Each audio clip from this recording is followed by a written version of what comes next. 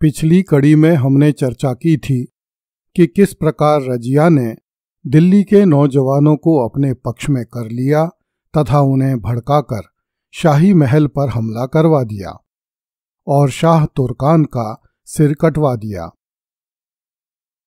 इसके बाद रजिया दिल्ली की सुल्तान बन गई।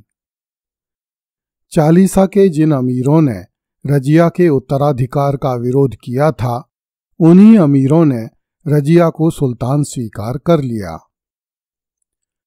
दिल्ली के अमीरों द्वारा रजिया को सुल्तान स्वीकार किए जाने का एक विशेष कारण यह भी था कि रुकनुद्दीन फिरोज मुल्तान, लाहौर, हांसी तथा बदायूं के गवर्नरों की सम्मिलित सेनाओं का सामना नहीं कर पा रहा था और ऐसा लगने लगा था कि सुल्तान की सेनाएं कभी भी परास्त हो जाएंगी। दिल्ली के अमीर जानते थे कि यदि प्रांतीय गवर्नरों की सेनाएं विजयी होने के बाद दिल्ली में प्रवेश करेंगी तो वे अपनी पसंद का सुल्तान नियुक्त करेंगी और वह सुल्तान दिल्ली के अमीरों की बजाय उनके दुश्मनों को बढ़ावा देगा। इसलिए दिल्ली के अमीरों ने रजिया से समझौता कर लिया और उसे अपनी सुल्तान स्वीकार कर लिया। शाही राजवंश की डामाडोल स्थिति देखकर रुकनुद्दीन फिरोज शाह के प्रमुख वजीर कमालुद्दीन जुनैदी ने स्वयं सुल्तान बनने का प्रयास किया तथा दिल्ली के कुछ अमीरों को अपने पक्ष में कर लिया। इस कारण चालीसा के अमीरों को भय उत्पन्न हो गया कि यदि रजिया को सुल्तान नहीं बनाया गया तो वजीर कमालुद्दीन जुनैदी दिल्ली के तख्त पर अधिकार कर लेगा।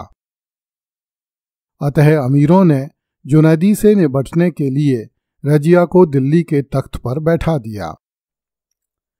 चालीसा के अमीरों ने दिल्ली की जनता के समक्ष ऐसा भाव प्रस्तुत किया मानो रजिया को सुल्तान स्वीकार करना अमीरों की मजबूरी नहीं है, अपितु वे तो मरहूम सुल्तान इल्तुतमिश की इच्छा की पूर्ति कर रहे हैं तथा मरहूम सुल्तान कुतुबुद्दीन ऐबक के प्रति स्वामी भक्ति का प्रदर्शन कर रहे हैं। जब रुकनुद्दीन फिरोज शाह ने सुना कि अमीरों ने रजिया को सुल्तान बना दिया है तो वह प्रांतीय गवर्नरों के साथ चल रही लड़ाई का कोई निर्णय हुए बिना ही दिल्ली लौट आया। रजिया ने अपने भाई रुकनुद्दीन फिरोज शाह को बंदी बना लिया तथा 9 नवंबर 1236 को उसकी भी हत्या कर दी गई। इस प्रकार इस शराबी सुल्तान की सल्तनत केवल 7 महीने ही चल पाई। उधर जब रुकनुद्दीन मोर्चा छोड़कर दिल्ली लौट आया तो विद्रोही गवर्नरों ने बदली हुई परिस्थिति पर विचार किया कि अब क्या किया जाना चाहिए। सल्तनत का वजीर कमालुद्दीन जुनैदी भी दिल्ली से भागकर इन विद्रोही गवर्नरों के पास आ गया था। उसने प्रांतीय गवर्नरों को दिल्ली पर आक्रमण करने के लिए उकसाया ताकि रजिया को तख्त से उतारकर जुनैदी को सुल्तान बनाया जा सके। प्रांतीय गवर्नर कमालुद्दीन जुनैदी के इस प्रस्ताव से सहमत हो गए तथा वे अपनी सेनाओं के साथ दिल्ली की तरफ बढ़ने लगे और उन्होंने दिल्ली घेर ली। रजिया अभी सुल्तान बनी ही थी, इसलिए स्थितियां पूरी तरह से उसके नियंत्रण में नहीं आ पाई थीं। फिर भी कुछ युवा तुर्क और दिल्ली के सामान्य नागरिक रजिया के साथ थे। वे लोग वजीर कमालुद्दीन जुनैदी तथा विद्रोही तुर्क सरदारों का विरोध करने को उद्धत हो गए। दिल्ली के वे तुर्की अमीर जिन्हें न तो रजिया के सुल्तान बनने में लाभ था और न कमालुद्दीन जुनैदी के सुल्तान बनने में लाभ था, उन्होंने एक नया षड्यंत्र रचा। उनके अलग अलग दल इल्तुतमिश के अलग अलग पुत्रों का समर्थन करने लगे और अपने अपने पक्ष के शहजादे को सुल्तान बनाने का प्रयास करने लगे। अधिकतर तुर्की अमीर कट्टर सुन्नी थे। उन्हें एक औरत के अधीन रहकर काम करना सहन नहीं था। इसलिए वे रजिया को राजपद के लिए सर्वथा अनुपयुक्त समझते थे। इन अमीरों द्वारा भी रजिया सुल्तान के विरुद्ध विद्रोह किए जाने की पूरी संभावना थी। दिल्ली के शासन में आंतरिक संघर्ष की स्थिति उत्पन्न होते ही चौहान राजपूतों ने फिर से अपने राज्य प्राप्त करने के प्रयास आरंभ कर दिए तथा रणथंभौर दुर्ग पर घेरा डाल दिया, जिसे इल्तुतमिश ने बड़ी कठिनाई से अपने अधीन किया था। इन कठिनाइयों का निस्तारण किए बिना रजिया दिल्ली पर शासन नहीं कर सकती थी, किंतु अपने नाना के समय से ही दिल्ली की राजनीति को निकट से देखने और समझने के कारण वह इन परिस्थितियों से निपटने की समझ रखती थी। इब्न बतूता, एसामी, फरिश्ता, निजामुद्दीन तथा बदायूनी आदि मुस्लिम इतिहासकारों ने रजिया के स्त्री होने के कारण उसके इस आचरण को निंदनीय ठहराया है कि वह औरत होकर भी सुल्तान बन गई थी। इन लेखकों में से अधिकतर स्वयं कट्टर सुन्नी उलेमा थे और औरत के शासन को हिकारत की दृष्टि से देखते थे।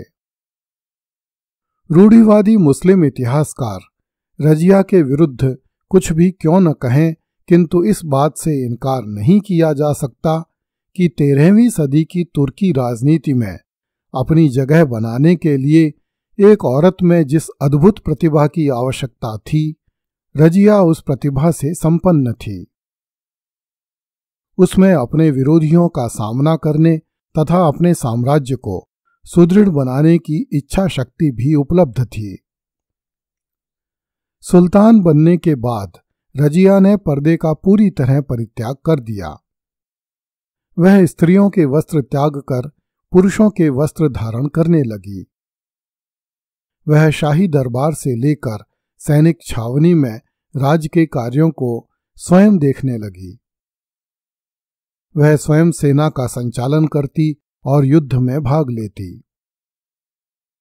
वह घोड़े की पीठ पर बैठकर सेना का निरीक्षण करती तथा तख्त पर बैठकर अपने नाना कुतुबुद्दीन ऐबक और पिता इल्तुतमिश की तरह पूरे आत्मविश्वास के साथ आदेश देती थी। रजिया तुर्की अमीरों की कमजोरियों को अच्छी तरह समझती थी, इसलिए उसने बड़े से बड़े अमीर की आंख में आंख डालकर बात की तथा उसे बेझिझक आदेश दिए। जिन बूढ़े अमीरों के सामने सुल्तान इल्तुतमिश तख्त पर बैठने में संकोच किया करता था, रजिया ने उन बूढ़े अमीरों के दिलों में भी सुल्तान के पद की दहशत भर दी। सुल्तान के आदेश के प्रति असम्मान दिखाने वाले अमीरों को फटकारने एवं दंडित करने में भी रजिया पीछे नहीं रहती थी। राज्य कार्य से अवसर मिलते ही वह घोड़े पर बैठकर दिल्ली की गलियों में निकल पड़ती। दिल्ली के बहुत सारे लोग उसे सल्तनत में चल रही गतिविधियों की जानकारी देते थे। इस कारण दिल्ली की गलियों में रजिया के हजारों समर्थक तैयार हो गए थे और अमीरों के लिए यह संभव नहीं रहा था कि वे रजिया की निगाह से छिपाकर कोई भी गतिविधि करें। इस प्रकार रजिया ने अपनी योग्यता तथा शासन क्षमता से न केवल अमीरों को अपितु दिल्ली की जनता को प्रभावित कर लिया, किंतु विद्रोहों की आंधी थमने का नाम नहीं ले रही थी। अगली कड़ी में देखिए, रजिया के इतिहास पर सौंदर्य और प्रेम के किस्से हावी हो गए। कृपया इस चैनल को लाइक, सब्सक्राइब एवं शेयर करें। धन्यवाद।